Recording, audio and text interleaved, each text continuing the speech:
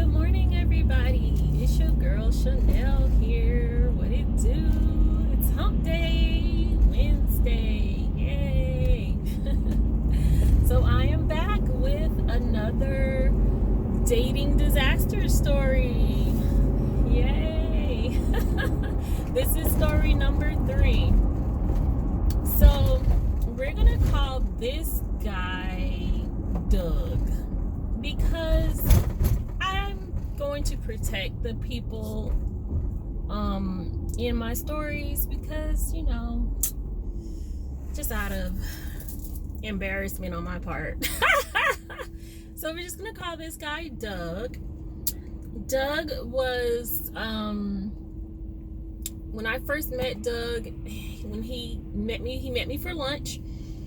Doug was definitely much older than the pictures that he had on the site, and I overlooked it because he wasn't bad looking, but you clearly could see that those pictures was at least 5 plus years younger than what he was today. So they were definitely old pictures, but he didn't look too far off, so I let it slide. It was just like more gray hair everywhere, so and a couple of wrinkles, a little more wrinkles than his pictures. So I was like, whatever, because he seemed nice, and he kind of gave me that fatherly, authoritative energy. I don't know, I kind of was digging it. I was digging it for a minute, so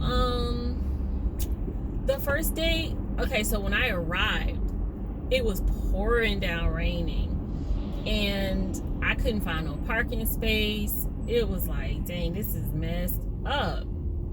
And he told me, hey, come back, I got you a space, because he was standing out watching me trying to figure out where I'm parked, and he said, I got you a space. So I came back, and he had done told some woman that was in her car that someone needed her space because she was just sitting in her parking space. But she was about to leave, but I think she wasn't leaving fast enough.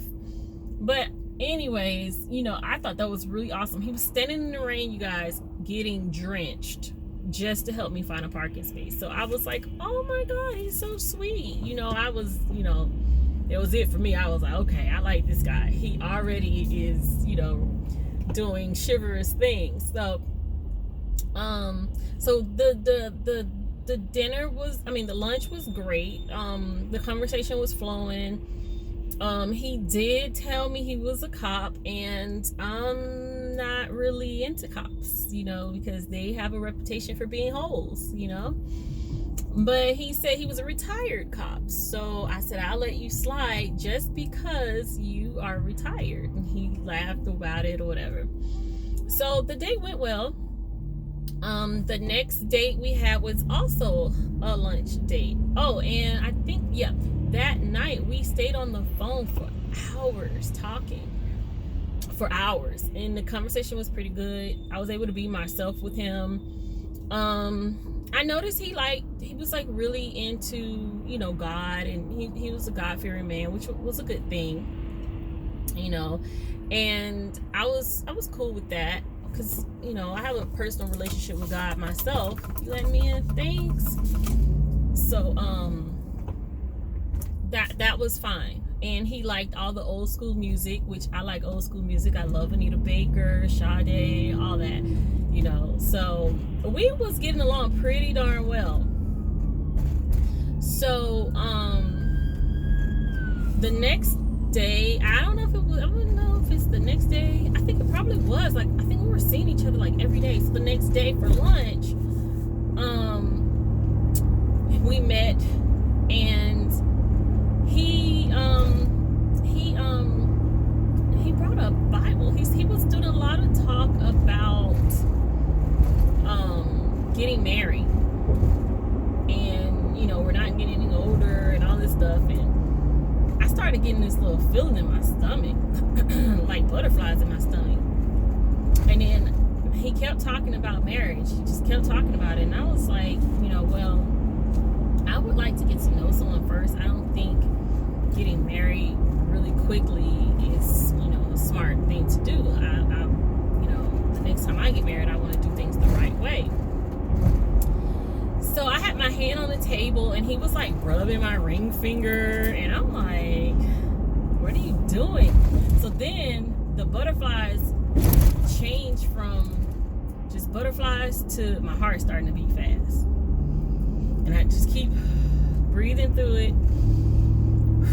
I was like, I don't know what's going on with me, but he's making me nervous. Like, what's going on? So then he pulls a Bible out at the table, you guys.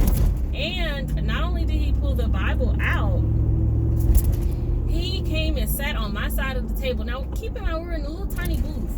It was only enough room for one person on my side, and it was one person on his side. And he came and was like, I hope you don't mind. And like literally was like squishing me up in the corner to sit next to me while he pulled the Bible out. And he started reading about Rebecca in the Bible, and how I guess King Isaiah or Isaac, one of them, had sent their servant to find him a wife.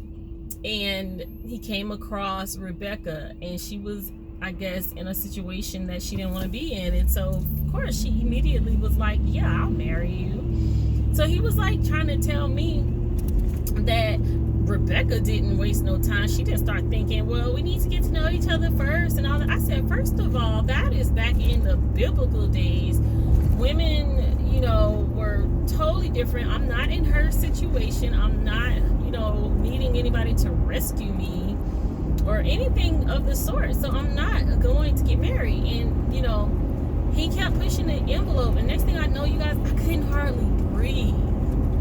Like, I realized now looking back, I was having a my body was having a full-on anxiety attack, because this guy was really pushing marriage on me. And I ain't with it. Like, that's too soon. It's too soon, dude. Like, what's really good? What are you trying to do? Why are you trying to rush me into marrying you? And so, I had to get the hell up out of that restaurant, and he walked me to my car. I was like, I can't breathe. And he was just looking at me, and he put his hand on my heart.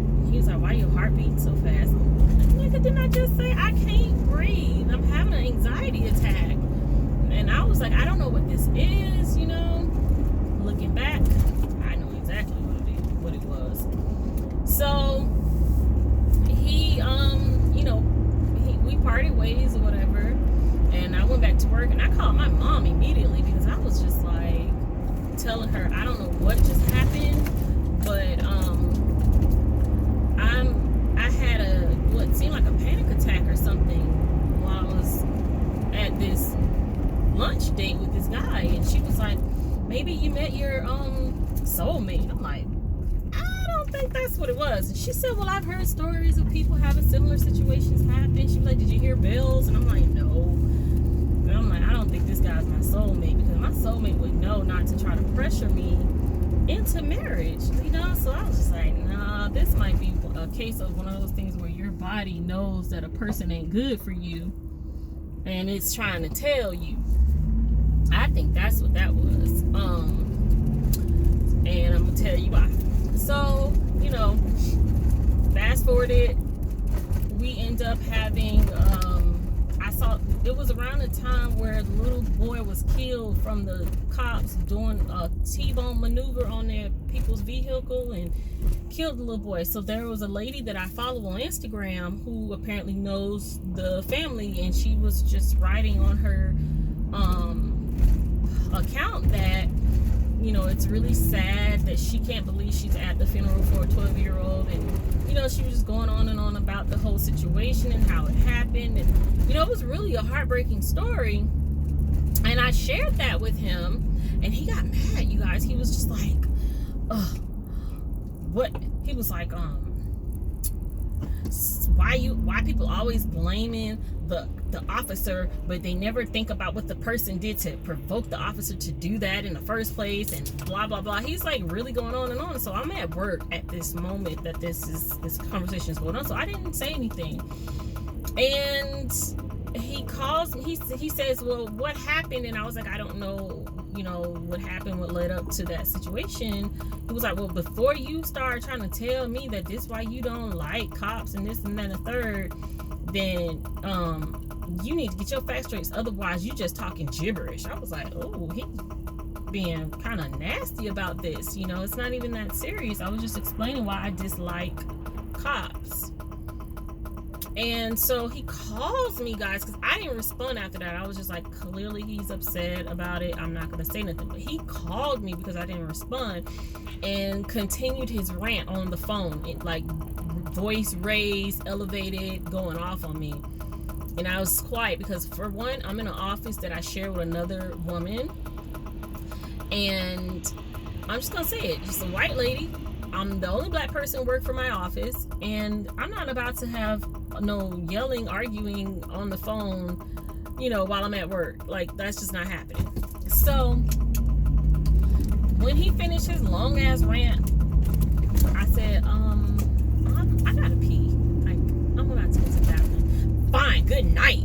I was like, good night? Why are you telling me good night? And he was like, good night. I was like, okay, well, fine. And I hung up the phone too.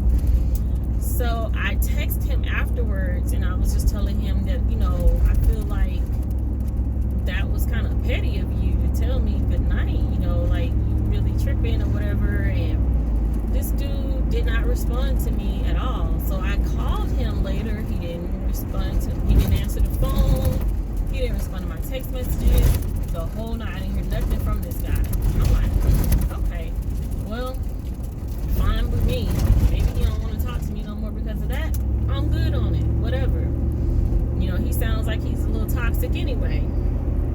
So the whole night I didn't hear nothing back from him. He didn't call me. He didn't text me back. It was just dead silence on his end. So the next morning he starts calling. I'm looking at my phone like, what he calling me for now? He didn't answer my calls and texts when I was calling and texting him yesterday. So I don't know what he calling me for right now. So he kept calling. I'm driving on my way to work. He called and on the phone. Then he texted me, just let me know that you at least get him. He was like, so you don't want to talk to me no more? And I didn't say nothing. Then he was like, just let me know that you okay. Nigga, you weren't worried about me yesterday. The freak wrong with you? Like, now why you calling me? So my mom, she was like, just, answer him so he'll stop calling you. So I texted him back and I said, I'm respecting your wishes and letting you have your time or whatever. I don't got nothing to say. I said whatever this is we had going on, just let it go.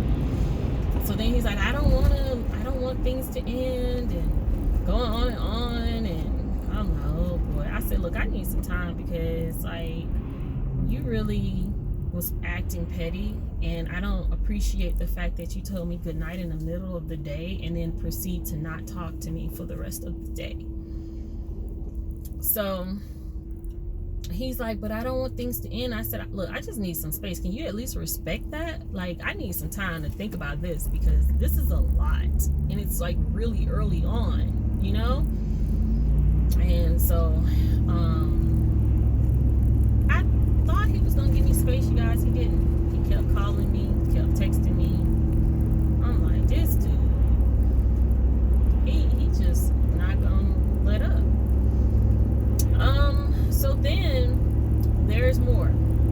Actually, there's a lot more with him because he continued to show me a lot of toxic behavior with him.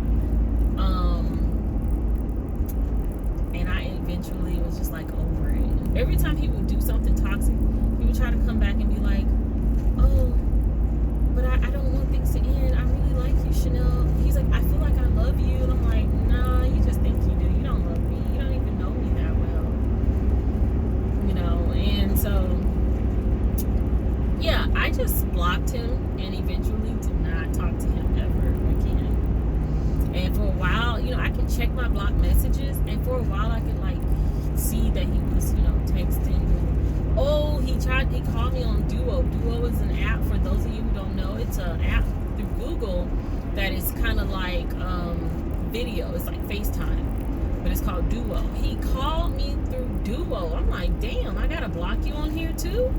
So yeah, I ended up blocking him on Duo. But yeah, you guys, there's a lot of crazy people out here, and you definitely gotta be careful. There's a lot of toxic men out here that will bring baggage from their previous relationship. Oh, dang, a dead deer.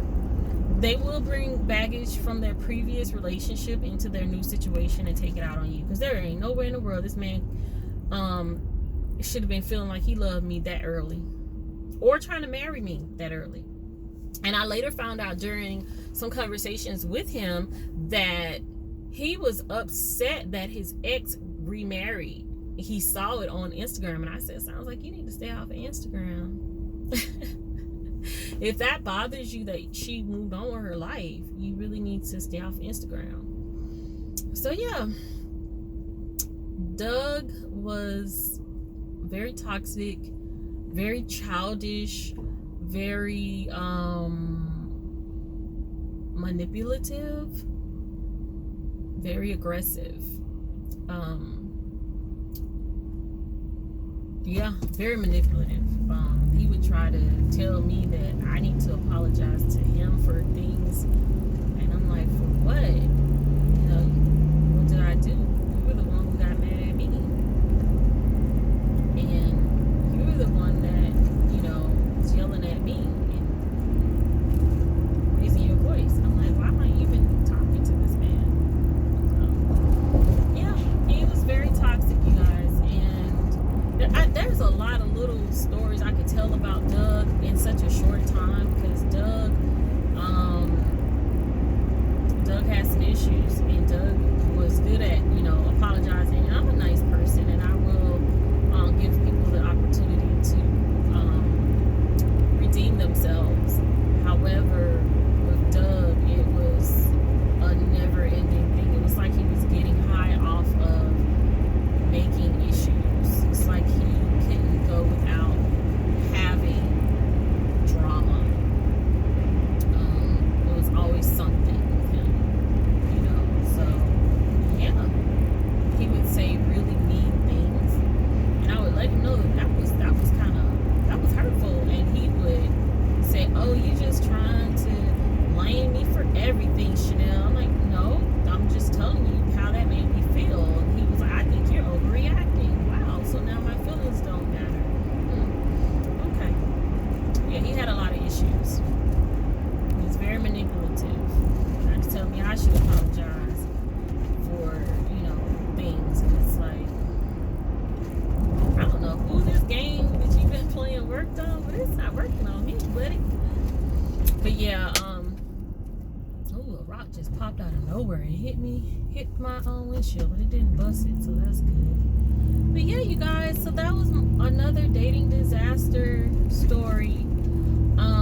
I think what I'm gonna do is I'm gonna come back with another story about Doug, because Doug actually, I gave Doug way more time than I should have given him, and Doug had a lot of chances, and every time I would give Doug a chance, Doug would screw things up, and his behavior was just very toxic, and it was very unfortunate. He had a lot of red flags. You know what? I think I got a little bit more time before I get to work. So Doug, on another instance, you know, so we were hanging out, having a decent time, you know, whatever, and Doug wanted, you know, started getting handsy and touchy-feely, and he wanted to, you know, do what grown folks do, you know what I mean?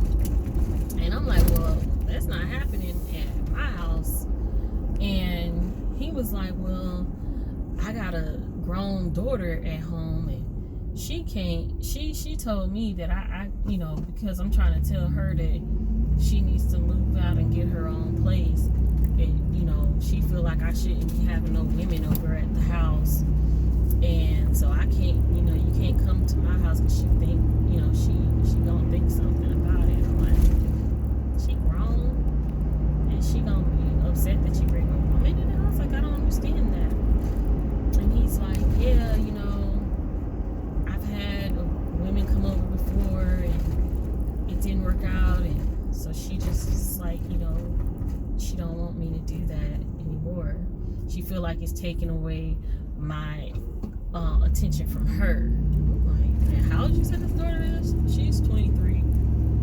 And she acting like that. Okay, I mean, I give you the benefit of the doubt, but you can't come to my house, and I can't come to your house, so no hanky panky, sir. And he was upset about it, you guys. He actually literally got upset. And I told him, you know, he literally was like, let's drive to a park. What, nigga? Did you just try me with that? He literally asked me to make out in a car in a park somewhere. I was like, that's not happening. And he was upset about it. And he was mad about it. And he left because he was mad. Because I wouldn't do anything with him in a car. And I told him that nothing was going to happen in no cars, in no buildings, in no parks, and no, you know what I'm saying? Like, nothing. So Doug, like, I would think a grown man would be like, well, you know what, I'm gonna give me a hotel room or something like that. Doug confessed to me that Doug didn't have no money.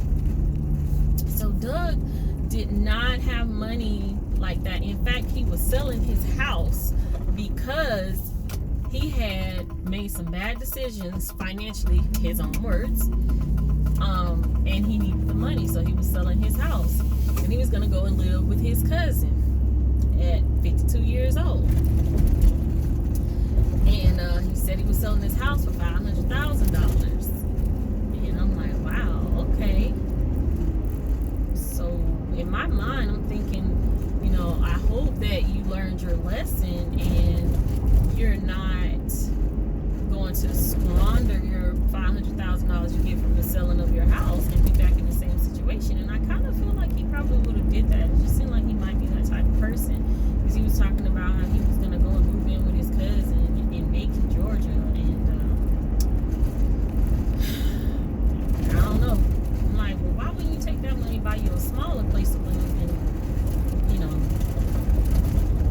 live on your own? Grown people should have their own place, because I know you don't think that I'm going to continue to date you, and then if we want to do grown folk stuff, I got to come over to a place where your cousin is the owner. I got to be somewhere where you staying with family. I don't think so. We're not high schoolers, we're not teenagers, we're not in college. I don't think so. I think a grown man should have his own place. So anyway, Doug was upset with me again for speaking my mind and saying that. And then he came back after the fact and was like, well, you know what? You make a lot of sense. A lot of stuff that you say a lot of times do make sense. And you know, I'd be upset at first, but then I sit back and I think about it afterwards. And I'd be like, he was right. Of course I'm right. I know I'm right. I wouldn't say it if it was something wrong. But anyway, you guys, yeah, Doug was very toxic. Doug also revealed to me eventually that he had a female roommate living with him. Now, keep in mind, it just don't sound right, but, you know, all of a sudden, now you got a woman living with you, too. He's like, oh, yeah, she's just a friend. Okay. First, it was the daughter. I can't come over because he got a daughter. Then it was the roommate that lives with him. And it just, to me, I'm going to be honest with you guys, it seems like Doug may have possibly been married. I would only see Doug and hear from Doug whenever he would call me or anything, it would be like when he on his way to the store. He never talked to me while he was at home. Yeah, every time he called me or text me or anything like that, he was not at home. He was driving. Never talked to me while he was at home. And I was starting to believe, now that I'm looking back at it and how things, you know, transpired, I think Doug was probably married.